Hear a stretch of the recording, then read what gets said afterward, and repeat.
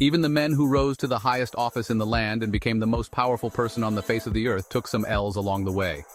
Let's take a quick look at recent US presidents, the people they lost elections to, and their paths forward after those L's.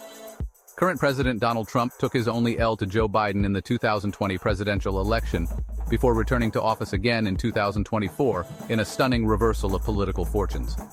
Joe Biden took L's to Barack Obama and Michael Dukakis in the 2008 and 1988 Democratic primaries for president before becoming VP in 2008, and then finally claiming the top office 32 years after he first ran. Barack Obama took his only L to Bobby Rush in the 2000 Democratic primary for U.S. House of Representatives to represent the 1st District of Illinois. Obama won his election for U.S. Senator from Illinois in 2004 and then the presidency in 2008. George W. Bush also took his only L in a U.S. House of Representatives race, this one in 1978 to represent Texas's 19th district, losing to Democrat Kent Hance in the general election.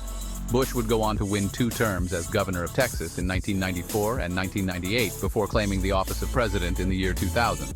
Bill Clinton took his first L in a race for U.S. House of Representatives as well, losing to Republican John Paul Hammerschmidt in the 1974 election to represent Arkansas's 3rd congressional district.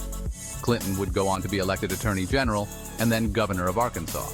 He also lost his first re-election bid as governor in 1980, defeated by Frank White. Clinton would go on to avenge this loss and retake the governor's mansion in 1982, serving several more terms before winning the White House in 1992. George A.W. Bush took his last L to Bill Clinton in 1992 and had a few others through the years. Bush's first L's came in Texas elections for U.S. Senate, losing to Democrats Ralph Yarborough in 1964 and Lloyd Bentsen in 1970. He also lost the 1980 Republican presidential primary to the man he would go on to serve as vice president for, Ronald Reagan, and later would follow Reagan as president in 1988.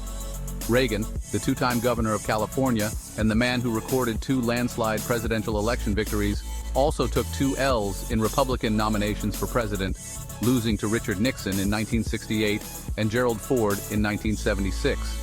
He pressed on and finally won the presidency in 1980. The resiliency all these men showed in taking their L's and pressing on to greater heights is a reminder to never give up on your goals and dreams, even if that dream is as big as becoming President of the United States.